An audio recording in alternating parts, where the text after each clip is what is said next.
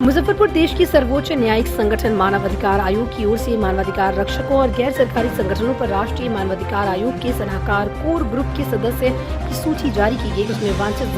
उसमें वंचित जमात से आने वाले परचम संगठन की सचिव नसीमा खातून को भी नॉमिनेट किया गया। नसीमा शहर के बदनाम गलियों में एक रेड लाइट एरिया में रहकर पढ़ी लिखी। उन्होंने बताया कि वो अपने वंचित समाज के हक और अधिकार की लड़ाई अब आगे बढ़ रही है। समाज के सभी बुजुर्गों के आशीर्वाद और साथियों के प्यार व कामना से बड़ी जवाबदेही राष्ट्रीय स्तर पर मिली है। देश की सर्वोच्च न्यायिक संगठन मानवाधिकार आयोग की ओर से मानवाधिकार रक्षकों और गैर सरकारी संगठनों पर राष्ट्रीय मानवाधिकार आयोग के सलाहकार कोर ग्रुप की सदस्य के रूप में शामिल होने का मौका दिया गया। आयोग ने देश स्तर पर विभिन्न अलग अलग क्षेत्रों में काम करने वाले लोगों को लेकर एक कमेटी बनाई, जिसमें उन्हें भी स्थान दिया गया। अब आपकी आवाज देश के सबसे बड़े न्यायिक फोरम पर मजबूती के साथ उठेगी, उसका निदान भी होगा। देखिए, ये तो पहले तो बहुत बहुत धन्यवाद मानवाधिकार आयोग, नेशनल मानवाधिकार आयोग को, पूरी टीम को, क्योंकि उन्होंने ये इनिशिएटिव लिया। पहली बार कभी ऐसा मैंने नहीं देखा कि इस इलाके से मतलब रेड लाइट एरिया के किसी बंदे को प्रतिनिधित्व करने का मौका मिला, वो भी सलाहकार समिति में।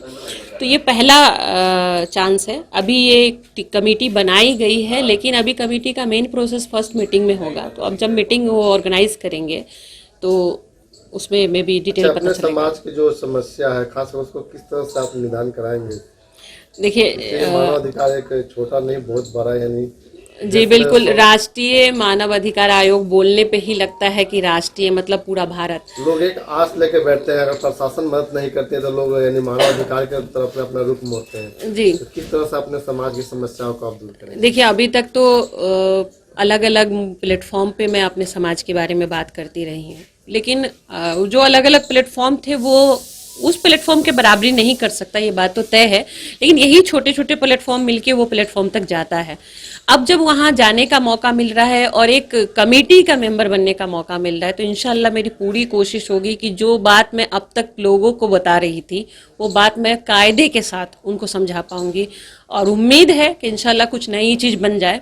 जो मैं चाहती हूँ कि जिस तरह से स्ट्रगल करके मैं अपने लाइफ को लेकर आई, वो और नसीमाओं को ना झेलना पड़े, वो एक स्मूथ रास्ता बन जाए और समाज के मुख्यधारा में जुड़ने की जो एक परंपरा है ना, वो एक नारकोटिक्स कंट्रोल ब्यूरो और सदर थाने की पुलिस संयुक्त रूप से छापेमारी कर 2.25 क्विंटल गांजा जब्त किया। ट्रक रेलवे गुमटी स्थित न्यू ट्रांसपोर्ट एजेंसी के बाहर खड़ा था। इस दौरान टीम ने 2 तस्कर को धर दबोचा। की पहचान वैशाली के बेलसर निवासी मोहम्मद तौशीर व मोहम्मद कैफ के रूप में हुई। ये दोनों तस्कर जब्त गांजे की खेप को चोरी छुप अन्य राज्यों में ट्रांसपोर्ट एजेंसी के माध्यम से भेज रहे थे। एजेंसी में छापेमारी के दौरान पुलिस ने 200 से अधिक विदेशी शराब की बोतल भी बरामद की। पकड़ाए आरोपितों से पुलिस व एनसीबी के अधिकारी पूछताछ कर रहे हैं। पूछताछ में पता चला कि जब्त ट्रक डीटीओ ने मोहम्मद तौशीर के नाम पर रजिस्टर्ड है।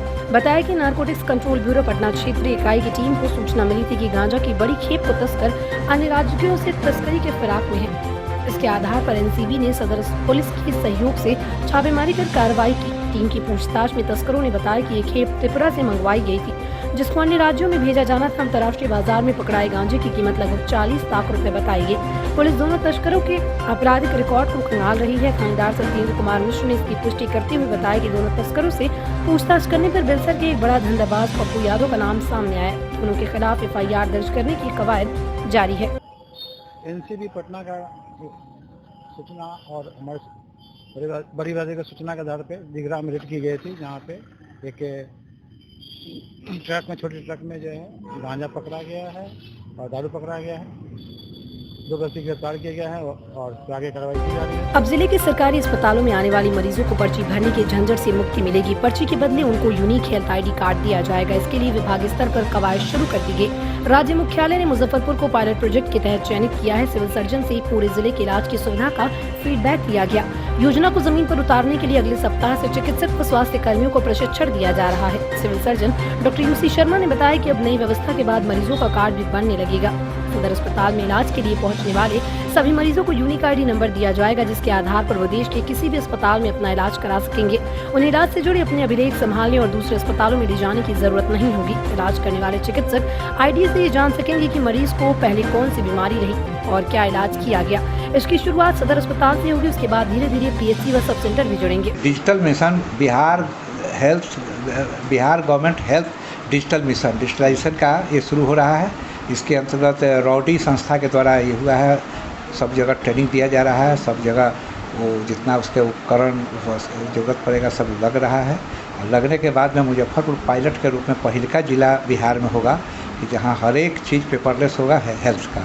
उसमें रजिस्ट्रेशन उसका जो भी वाइटल्स है वो नर्सिंग स्टेशन से, और डॉक्टर के द्वारा जो प्रेस्क्राइब होगा वो, या जांच होगा, और फार्मेसी से जो मेडिसिन दी जाएगी वो सभी कुछ ऑनलाइन रहेंगे, उसको प्राप्त हो। पहले किस तरह की व्यवस्था थी?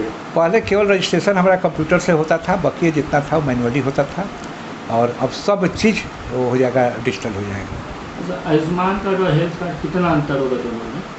आयुष्मान कार्ड कुछ अलग है, ये जो है आभा कर करके जो है आधार बेस्ड हेल्थ का जो स्कीम है, ये जो है ये अलग चीज़ है। इसमें आभा रहेगा, आभा ले करके जैसे ही रजिस्ट्रेशन कराने जाइएगा तो वहाँ ना नाम बताना होगा, ना उम्र बताना होगा, ना एड्रेस बताना होगा, केवल आभा नंबर वहाँ डाला जाएगा रजिस्ट्रेशन काउंटर पर, तो टोटल डिटेल उसका आ जाएगा। ये सुविधा सर कहाँ से? सदर में ही? ये सदर ही नहीं, आने वाला समय में आपको एक PSC लेवल से लेकर करके सदर तक सब जगह हो जाएगा।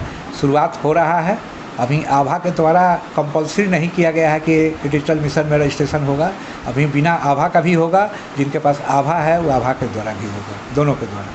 लेकिन आने वाला समय में आभा का संख्या बढ़ेगा, करीब करीब लोगों को जिस तरह आधार कार्ड मिल गया वैसे आभा मिल जाएगा।